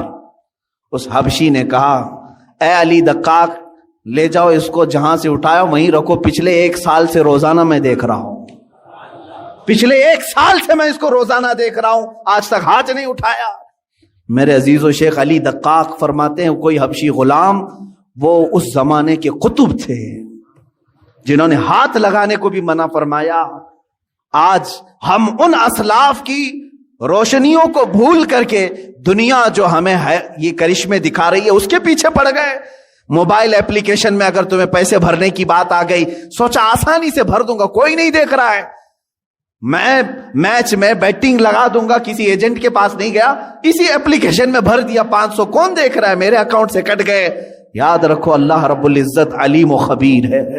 لا تأخذہ سنۃ ولا نوم, جس کے پاس تمہیں فیصلہ دینا ہے اسے تو اونگ بھی نہیں آتی, نیند بھی نہیں آتی. ہم سے بچ لو گے, آج دنیا سے بچ لو گے. دوست و احباب کو چھپا کر کے تم جوا کھیل لو گے, لیکن دوست و احباب تمہارا نہ فیصلہ کرنے والے ہیں نہ تمہیں سزا و جزا دینے والے ہیں. جس کے پاس فیصلہ ہونا ہے اس کی تو شان یہ ہے کہ اسے اونگ بھی نہیں آتی, وہ غافل بھی نہیں ہے کسی چیز سے. تمہارے حالتیں, تمہارے دل کی خبریں وہ سب جان رہا ہے. تو یاد رکھو جو نوجوان اس آفت اور بلا میں ملوث ہو گئے ان کے لیے میں کہوں گا کہ تمہارے لیے دردناک عذاب ہے, دردناک عذاب ہے. یہ راستہ جو تم نے چنا ہے یہ اسلامی راستہ نہیں ہے. اب حرام کی جو وعیدیں ہیں جانتے ہو, اللہ اکبر. میرے آقا صلی اللہ تعالی علیہ وسلم نے فرمایا جس نے حرام لقمہ کھایا, سود کا ہو کہ جوا کا ہو, حدیث میں سود کے لیے یہ لفظ آیا ہے. جو راتوں رات کمانے کے چکر میں خواب دیکھتے رہتے ہیں ان کے لیے بھی سنے آپ, پیسے 1 لاکھ روپے ہیں تو سوچتے مارکیٹ میں گھما دوں گا، لگ کر کے تو آ جائیں گے، لوگ اپنی ضرورتوں کے اعتبار سے یوز کر لیں گے اور مجھے بڑھا کر کے دے دیں گے۔ یہ جو سودی کاروبار میں جو لوگ ملوث ہیں، میرے آقا صلی اللہ علیہ وسلم فرماتے ہیں یہ سود 1 لاکھ 2 لاکھ کھانے کی بات الگ ہے، جس نے 1 درہم کھایا، 1 لقمہ کھایا، گویا کہ اس نے خانہ کعبہ کے سامنے اپنی ماں سے زنا کیا۔ معاذ اللہ رب العالمین، 100 بار معاذ اللہ۔ رونگٹے کھڑے ہو جاتے ہیں، اس طرح کی وعید آئی ہے، اتنی خطرناک وعید کسی اور گناہ پر میں نے نہیں پڑھی، اتنی سخت وعید ہے حرام لقموں کے متعلق۔ مسلمانوں کو تو ان حالات میں میرے عزیزو اللہ کی بارگاہ میں جواب دینا ہے، ہر نوجوان کو، ہر مرد کو، ہر عورت کو۔ تمہارے لیے حلال راستے کشادہ ہیں، تم نہیں جانتے کہ اپنے محنت سے کمانے کے متعلق میرے آقا صلی اللہ علیہ وسلم نے کیا فرمایا؟ فرماتے ہیں اللہ رب العزت کی بارگاہ میں سب سے پسندیدہ عمل کیا ہے؟ دیکھیں تقریباً اللہ تعالیٰ نے 1,24,000 کم و بیش نبیوں میں ایک لقب میرے آقا کو عطا فرمایا، اس لقب کے ساتھ کسی اور نبی کو نہیں بلایا گیا، حبیب اللہ، اللہ کا حبیب۔ حضور صلی اللہ علیہ وسلم کو کہا گیا حبیب اللہ، لیکن یہی لقب اللہ تعالیٰ نے ایک اور جگہ فرمایا، میرے آقا صلی اللہ علیہ وسلم فرماتے ہیں الکاسب حبیب اللہ، اپنے ہاتھ سے حلال کھانے والا بھی حبیب اللہ ہے۔ اپنے ہاتھ سے محنت کر کے حلال کھانے والا حبیب اللہ ہے۔ ہاتھ سے محنت کر کے کھانے کا مطلب یہ نہیں ہے کہ پھوڑا اٹھائے، کدالی اٹھائے، یہی نہیں ہے۔ ہاتھ سے محنت کرنے کے بہت سارے معاملات ہیں۔ تم آفس میں بیٹھ کر کے ورک کر رہے ہو، یہ بھی محنت ہے تمہاری۔ تجارت کے دیکھ ریکھ کر رہے ہو، یہ بھی محنت ہے تمہاری۔ لیکن حرام راستے پر نہ گیا ہو، کاشتکاری کرنے والا حلال کما رہا ہے، ٹھیلا کھینچنے والا حلال کما رہا ہے۔ عزیزان گرامی، حلال کمانے میں کبھی اپنے آپ کو ہلکا بھی مت جاننا کہ عیب ہے یہ۔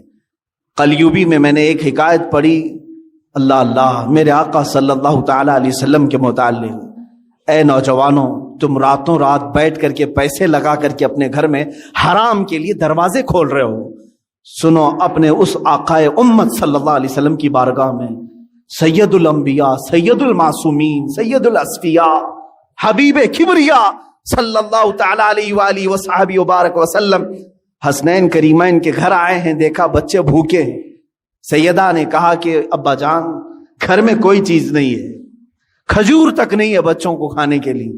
حضور اکرم صلی اللہ علیہ وسلم نے کیا فرمایا؟ اے فاطمہ، میں جاتا ہوں، دیکھتا ہوں کہ کوئی مزدوری مل جائے تو میں کروں گا اور کما کر کے لاؤں گا۔ کون کہہ رہا ہے؟ اللہ کے حبیب صلی اللہ علیہ وسلم۔ مولانا شہاب الدین قلیوبی نے یہ حکایت لکھی ہے، فرماتے ہیں کہ میرے آقا صلی اللہ تعالی علیہ وسلم مدینے کے باغیچوں کو دیکھتے ہوئے گئے۔ دور ایک باغیچے کے پاس آپ نے دیکھا کہ ایک مالک باغیچے کا پانی کنویں سے نکال کر کے ڈال رہا تھا درختوں پر۔ حضور اکرم صلی اللہ تعالی علیہ وسلم نے ارشاد فرمایا، کیا مجھے یہاں تیرے باغیچے میں کوئی کام مل سکتا ہے؟ اس نے کہا ہاں، تم میرے اس کنویں سے ڈول گھڑا پانی بھر کر کے درختوں پہ ڈالو، میں بدلے میں کھجوریں دوں گا۔ 1 گھڑا پانی ڈالو گے تو 2 کھجوریں دوں گا۔ اللہ کے حبیب صلی اللہ تعالی علیہ وسلم نے رسی لی، اس گھڑے کو باندھا، ڈول کو باندھا اور پانی کھینچنا شروع فرمایا، اور اپنے ہاتھوں سے اٹھایا اور درخت پر ڈالا، درخت کو سینچا، 2 3 4 درختوں کو سینچا، چوتھی یا تیسری مرتبہ رسی ٹوٹ گئی اور گھڑا ڈول کنویں میں گر گیا۔ یہ اللہ کے حبیب صلی اللہ تعالی علیہ وسلم کی بات کر رہا ہوں۔ میرے عزیز بچوں، نوجوانوں، جب تمہارے ہاتھ میں حرام کاریاں شیطان دے دے تو میرے نبی کو یاد کر لینا اس دن۔ میں آج کیا کر رہا ہوں؟ مدینے کے تاجدار صلی اللہ تعالی علیہ وسلم اپنے ہاتھ سے رسی کھینچ کر کے، ان کو تو اللہ جنت کے دسترخوان اتارتا تھا، لیکن اپنی امت کے لیے میرے آقا نے یہ درس دیا۔ رسی ٹوٹ گئی، گھڑا اندر گر گیا، باغیچے کا مالک نہیں جانتا تھا، آیا اس نے ہاتھ اٹھا دیا، مزدوروں کے ساتھ جس طرح کیا جاتا ہے۔ اللہ کے حبیب صلی اللہ تعالی علیہ وسلم نے جواب نہیں دیا، میرے آقا صلی اللہ تعالی علیہ وسلم نے جواب نہیں دیا، اس لیے کہ میں مزدوری کر رہا ہوں یا کام کر رہا ہوں۔ آپ نے گھڑے کو نکالا، پھر رسی کو باندھ کر کے اس کو دے دیا۔ غالباً اس دن 6 یا 8 کھجوریں ملی، وہی لے کر کے حسنین کریمین کو کھلانے کے لیے میرے آقا تشریف لائے، گھر میں تشریف لائے، وہی کھجوروں کے ساتھ کائنات کا آقا و مولا اپنے ہاتھوں سے کما کر کے اپنے بچوں کو کھلا سکتا ہے، اور تم راتوں میں بیٹھ کر کے گیمبلنگ کر کے جوئے کھیل کر کے اپنے گھر کو جہنم کی آگ سے بھرنا چاہتے ہو۔ کیسی امت ہے میرے آقا کی۔ حضور اکرم صلی اللہ تعالی علیہ وسلم نے کسی کو یہ چیز بیان نہیں کی، لیکن جس نے ہاتھ اٹھایا تھا اس کے بعد اسے احساس ہونے لگا کسی حسین چہرے پر میں نے ہاتھ اٹھایا ہے، چاند جیسا کوئی میرے باغیچے میں اترا تھا۔ بعد میں بے قراری اتنی بڑی کہ جو گزرتا تھا اسے پوچھتا تھا کہ ایک ایسی شخصیت میرے ہاں آئی تھی، کون ہے یہ؟ لوگوں نے کہا کہ وہ تو محمد رسول اللہ تھے صلی اللہ علیہ وسلم۔ اس نے کہا وہی ہے؟ کہا ہاں۔ اس نے ندامت اور شرمندگی کی وجہ سے تلوار اٹھائی اور اپنا ہاتھ کاٹ دیا۔ کہا مجھے اس ہاتھ کی ضرورت تھی، میں نے ہاتھ اٹھا دیا۔ اسی حالت میں وہ مسجد نبوی آیا، اللہ کے حبیب صلی اللہ تعالی علیہ وسلم کے پاس شام کے وقت آیا، زاروں قطار رونے لگا، مجھ سے گستاخی ہو گئی، میں نہیں جانتا تھا، ہاں میں نے کبھی یہ نہیں سوچا تھا کہ اللہ کا رسول باغیچے میں میرے آ کر کے ڈول سے پانی سینچے گا، پانی نکال کر کے درختوں پر ڈالے گا۔ اللہ کے حبیب صلی اللہ علیہ وسلم نے کسی کو کچھ نہیں کہا، اس کے ہاتھ کو لے کر کے پھر سے مونڈے سے جوڑا اور اپنا لعاب پاک لگا کر بھیج دیا، صحیح ہو گیا وہ بچہ۔ میں نے کلیوبی میں یہ بات پڑھی ہے، صرف اس لیے عرض کرتا ہوں آج بچوں کو، نوجوانوں کو، تم کو شیطان یہ راستہ دکھاتا ہے کہ تم جہنم کی آگ اپنے گھروں میں، اپنے برتنوں میں، اپنے پتیلیوں میں بھر دو حرام رزق سے، اور اللہ کا حبیب صلی اللہ تعالی علیہ وسلم تمہیں یہ درس دیتا ہے، رسول کریم صلی اللہ علیہ وسلم تمہیں یہ راستہ دکھاتے ہیں کہ تمہارا گھر حلال کی برکتوں سے منور ہو جائے، تم کھاؤ نور پیدا ہو۔ جس کے گھر میں حلال رزق ہوتا ہے اس کو عبادتوں کا ذوق بڑھ جاتا ہے، اس کے سجدوں میں لذت زیادہ ہو جاتی ہے، وہ مسجد سے نکلنے کی خواہش کبھی نہیں کرتا، وہ اللہ کی بارگاہ میں ملاقات کی خواہشیں زیادہ کرنے لگ جاتا ہے۔ حلال جب جسم کے اندر نہ ہو تو پھر اس کے پیٹ میں غلاظتیں ہی زیادہ، افکار و نظریات خراب، پراگندہ اور ہمیشہ حرام کاری کرنے کی خواہشیں پیدا ہونے لگتی ہیں۔ سیم یہی مثال ہے کہ اس پیٹ میں تم غلاظت ڈالو گے، ہاتھوں اور پیروں سے غلیظ کام ہی ہوں گے۔ حلال لقمے ڈالو تو آنکھوں سے بھی نور چمکے گا، زبانوں سے بھی شہد ٹپکے گا، ہاتھوں اور پیروں سے بھی نیکیوں کے کام ہوا کریں گے۔ رزق کا بڑا اہم رول ہے اسلامی زندگی میں، اگر مسلمان اس کی توجہ نہیں کرتا تو میں سمجھتا ہوں وہ ظاہری مسلمان ہے، باطن میں جہنم کی آگ بھر رہا ہے، باطن میں دوزخ کی آگ بھر رہا ہے۔ سیدنا حبیب اعجمی رحمت اللہ تعالی علیہ کے بھی متعلق یہی ہے، وہ سود کا کاروبار کرتے تھے، لیکن ایک دن ان کی بیوی نے دیکھا کہ گھر میں پتیلی رکھے ہیں، گوشت اور سالن چڑھا کر کے گئے، پکنے کے بعد دیکھا تو پوری کی پوری ہانڈی میں خون بھرا ہوا تھا، سود کی رقم تھی۔ بیوی نے کہا کہ یہ جب لوگوں کا سود لیتے ہو تو یہی ہوگا، ہو سکتا ہے اللہ تعالیٰ تمہیں اپنی طرف بلانے کے لیے نشانی دی ہے، ورنہ تو اکثر کو اللہ تعالیٰ نشانی بھی نہیں دیتا کہ ان کے لیے آخرت کا عذاب ہے۔ تمہیں اللہ تعالیٰ ایک موقع دیا ہے۔ اسی دن وہ توبہ کر کے اپنے گھر سے نکل گئے۔ ہاں میں جانتا ہوں جو حرام کاریوں میں ملوث ہیں ان کے لیے اب محنت کرنا مشکل ہو جاتا ہے۔ بڈی کے کاروبار کرنے والے سوچتے ہیں اب تک تو بیٹھ کر کے نواب بن کر کے کھاتا تھا، لیکن اب اگر یہ نہیں کروں گا تو محنت، ہاں تمہاری آزمائش بھی ہوگی۔ حبیب اعجمی فرماتے ہیں 9 دن تک مسجد میں بیٹھتا تھا، کوئی کام مجھے آتا ہی نہیں تھا۔ شام کو بیوی پوچھتی تھی کیا کچھ کما کر کے لائے، کہتا کہ میں ایک اچھے مالک کی ہاں خدمت کر رہا ہوں، وہ کہہ رہا ہے کل دے دوں گا، کل دے دوں گا، کل دے دوں گا۔ کسی کے ہاں خدمت نہیں کرتے تھے، مسجد میں بیٹھ جاتے تھے۔ شرمندگی تھی بیوی کے پاس بولنے کے لیے، بیوی یہی کہتی تھی صبر کر لوں گی، ایک نہ ایک دن تمہارا مالک دے ہی دے گا جس کے ہاں تم مزدوری کر رہے ہو۔ 9 دن ہو گئے، پیر بھاری ہو گئے تھے گھر جانے کے لیے کہ آج بھی بیوی پوچھے کہ آج کچھ مزدوری ملی کہ نہیں ملی، کیا بولوں گا؟ لیکن گھر پہنچے تو دیکھا گھر میں روشنی ہے، دسترخوان بچھا ہے، طرح طرح کے کھانے بنے ہوئے ہیں، گھر میں 1 روپیہ نہیں تھا۔ بیوی سے آ کر پوچھا یہ سب کہاں سے آئے؟ کہا تم جس کے یہاں مزدوری کرتے ہو اسی کمپنی کا ایک خادم آیا تھا، سارے کھانے دے کر کے گیا ہے، اور کہا اے خاتون اپنے شوہر سے کہہ دینا اس کی خدمت مالک کو بہت پسند ہے۔ مالک نے یہ کہا اور خدمت کرے گا اور مزید نعمتیں دیں گے۔ حبیب اعظمی چیخ پڑتے ہیں، کہتے ہیں میں جس کے ہاں خدمت کر رہا ہوں وہ کوئی نہیں جانتا، میری بیوی بھی نہیں جانتی۔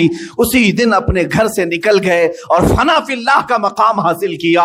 حضرت حبیب اعظمی رحمۃ اللہ تعالی علیہ بغداد کے ان مشہور اولیاء کاملین میں شامل ہوئے جن کی بارگاہ میں حضرت فضیل بن عیاض بلکہ سرکار بغداد غوث اعظم عبد القادر جیلانی رضی اللہ تعالیٰ عنہ بھی ادب سے نام لیا کرتے تھے۔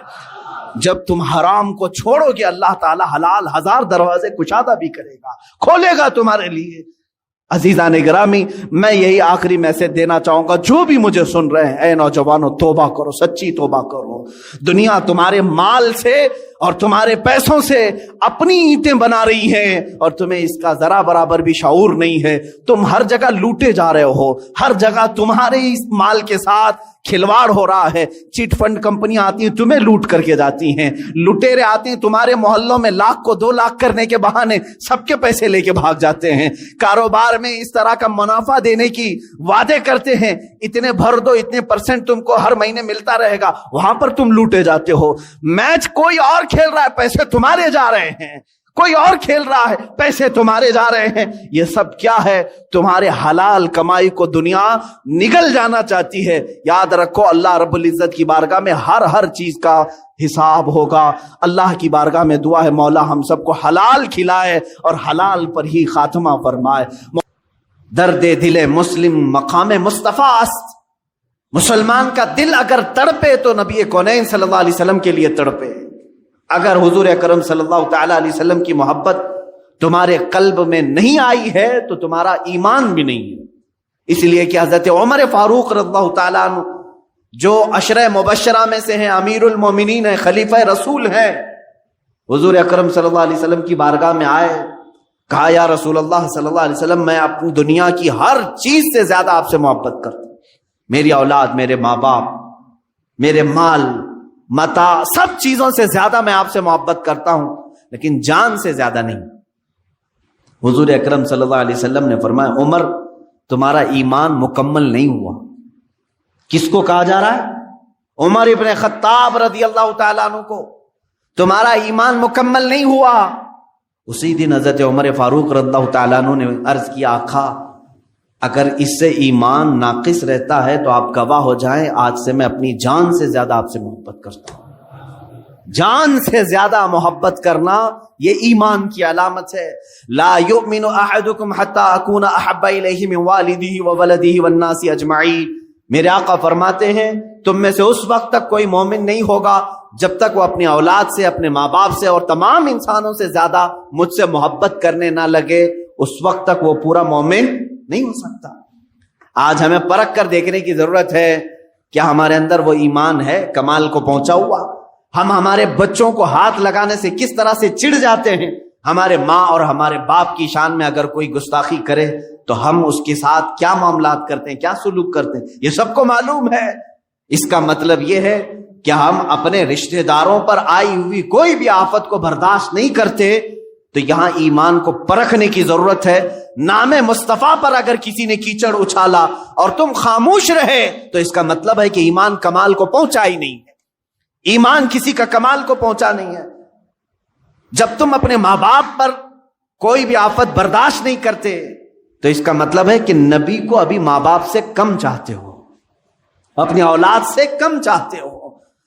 تمہارے مال کے متعلق اگر کوئی تانا مارے تو تم اس کا جواب دیتے ہو، اس کا مطلب ہے کہ نبی کونین صلی اللہ تعالی علیہ وسلم سے ابھی مال سے کم محبت کرتے ہو۔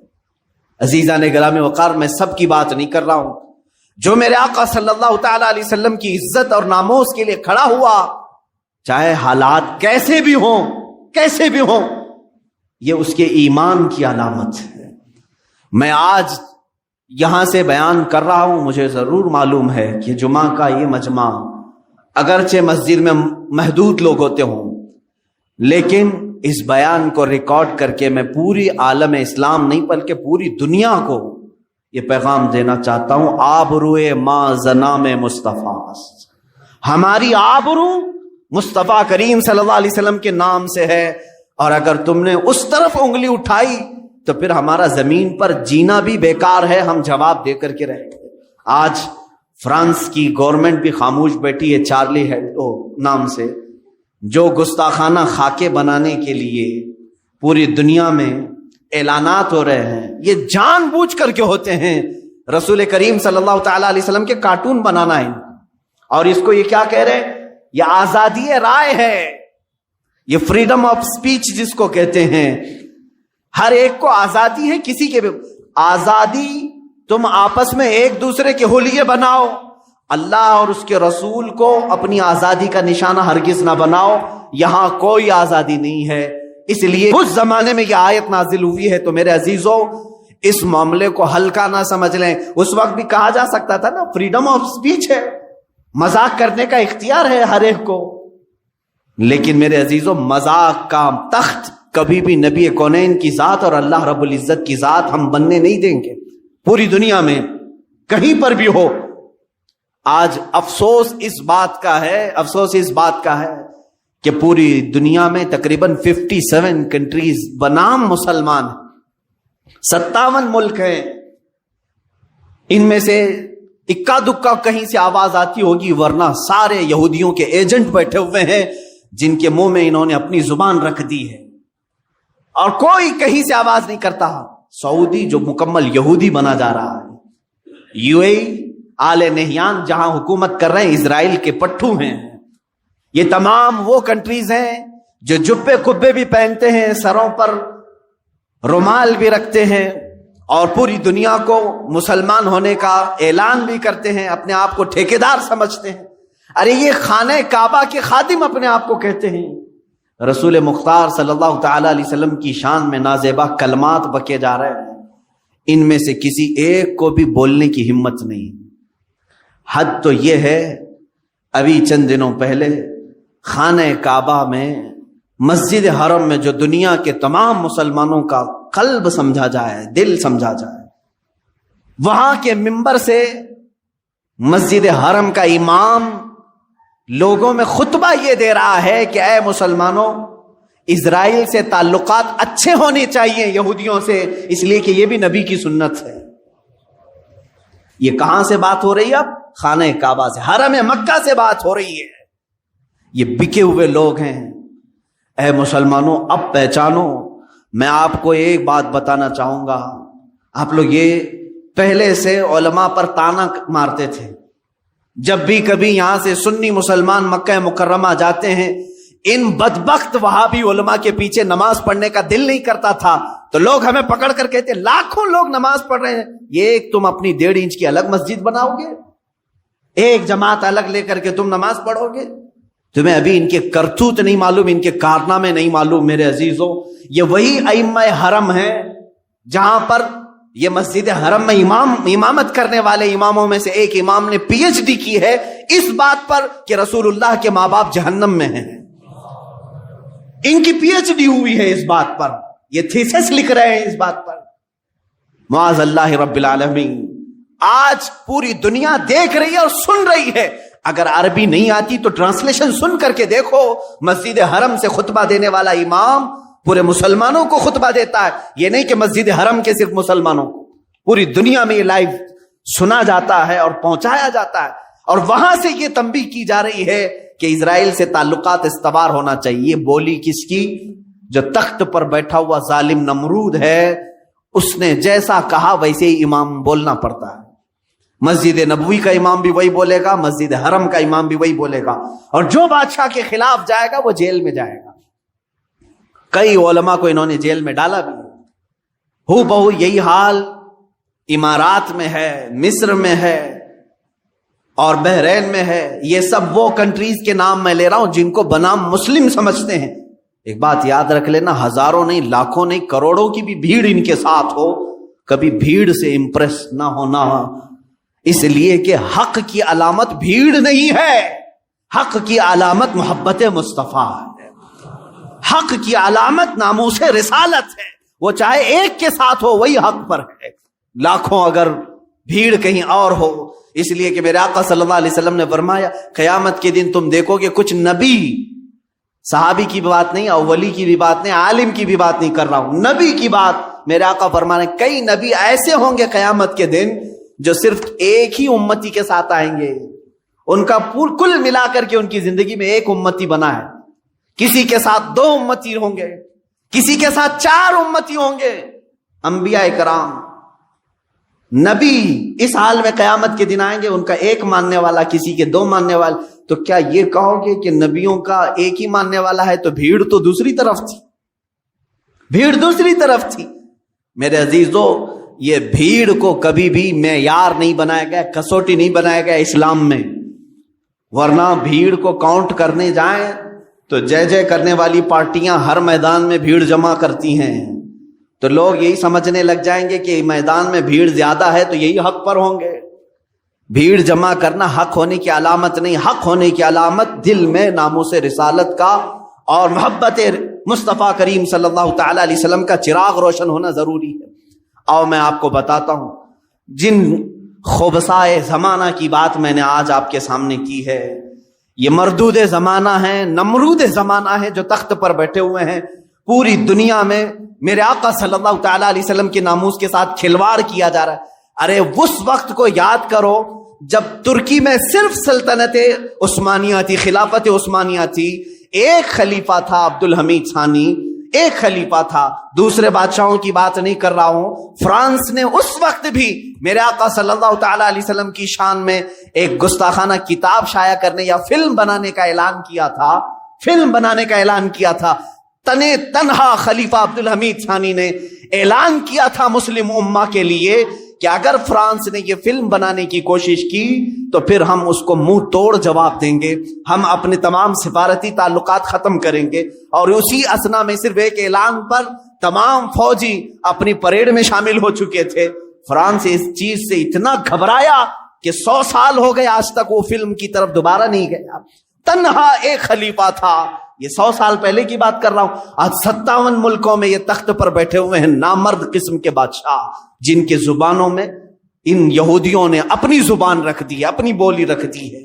حیرت کی بات ہے، اتنے سالوں سے جو فلسطین کے نادان بچوں کو قتل کرنے والا اسرائیل، یہودیوں کا مرکز، بیت المقدس کو ہمیشہ کے لیے فنا کرنے کے خواب دیکھنے والا اسرائیل، جس کو آج تک مسلم کنٹریز نے قبول نہیں کیا تھا، یہ 1948 میں آ کر انہوں نے ملک بنانے کا اعلان کر دیا، زبردستی قبضہ کر کے فلسطینیوں پر، اور تقریباً پورا فلسطین قبضہ کر لیا۔ تقریباً اب چھوٹے چھوٹے شہر باقی رہ گئے فلسطینیوں کے۔ انہوں نے اپنی کنٹری کا اعلان کیا کہ ہماری خود کی یہ کنٹری ہے، اس کا نام اسرائیل رکھا 1948 سے، 1948 سے، اور آج 2020 میں پہنچ کر ان کا حال یہ ہو گیا کہ انہوں نے اپنے پرانے وعدے ساری چیزیں توڑ کر کے بیت المقدس جہاں ہے وہاں اپنا کیپٹل بنانے کا اعلان کیا۔ امریکہ بھی اس کو تسلیم کر لیا، دوسرے کنٹریز ایک کے بعد دیگرے تسلیم کرتے جا رہے ہیں۔ لیکن شرم کی بات اس وقت ہے جب مسلمانوں کے نام سے مشہور ممالک میں سے UAE، متحدہ عرب امارات، اس کے بادشاہ نے اعلان یہ کیا پچھلے چند دنوں پہلے کہ ہم اسرائیل کو بطور ملک تسلیم کرتے ہیں اور ان کے ساتھ سفارتی تعلقات قائم کرتے ہیں۔ دبئی نے تعلقات قائم کیے، سعودی عرب، جس کو میرے آقا صلی اللہ علیہ وسلم نے جزیرت العرب فرمایا ہے، سعودی انہوں نے نام رکھا ہے۔ اللہ کے نبی صلی اللہ علیہ وسلم نے فرمایا اخرج الیہود والنصارى من جزیرت العرب، جزیرت العرب سے یہود و نصارہ کو پاک کرو۔ حضور اکرم صلی اللہ علیہ وسلم نے جو ہے فرمایا، آج تک عرب شریف تھا، سعودی نے UAE کی حمایت کرتے ہوئے اسرائیل کے پلین اور اس کے تمام ہوائی راستوں کو اپنے ملک کے اوپر سے جانے کی پرمیشن بھی دی۔ در پردہ یہ تمام چیزیں ایک ہی ملک کے لیے ہو رہی ہیں، وہ اسرائیل کی۔ مجھے معلوم ہے میں یہ سخت جملے آج بول رہا ہوں، یہ میرا حق ہے، اور بطور مسلمان یہ میرا حق ہے، میں اپنا احتجاج درج کرا رہا ہوں۔ آج اگر کسی نے کہیں پر بھی ہولوکاسٹ کا ذکر کیا تو اسے مار دیتے ہیں یہودی۔ ہولوکاسٹ کا ذکر کر دیا اگر کسی نے، اسے کہیں نہ کہیں پکڑ کر کے مار دیتے ہیں یا اس پر کیس کرتے ہیں۔ پورے ورلڈ میں کہیں پر بھی ہولوکاسٹ کا ذکر کرنے والوں کو چھوڑتے نہیں ہیں، قانونی چارہ جوئی کی جاتی ہے یا تو اسے ختم کر دیا جاتا ہے۔ کیوں؟ ہولوکاسٹ میں یہودیوں کی بدنامی ہے، ان کی رسوائی ہوتی ہے، ان کی ذلت ہوتی ہے۔ میرے عزیزو، ایک مٹھی بھر جماعت ہولوکاسٹ کا نام برداشت نہیں کرتی، اور پوری دنیا میں 1 ارب سے زیادہ مسلمان اپنے نبی کی شان میں گستاخی کیوں برداشت کر کے بیٹھے ہوئے؟ خاموش تماشائی کیوں ہیں؟ کہیں ایسا تو نہیں کہ جس کو اقبال نے بہت پہلے کہا تھا کہ عرب کو دے کر عجم کے تخیلات، اسلام کو حجاز و یمن سے نکال دو، یہ فاقہ کش موت سے ڈرتا نہیں ذرا، روح محمدی اس کے بدن سے نکال دو۔ ان لوگوں نے یہی کہا تھا کہ یہ بھوکا رہتا ہے، پیاسا رہتا ہے مسلمان، اور موت سے بالکل ڈرتا نہیں۔ آخر اس کے اندر خوف لانا ہے تو روح محمدی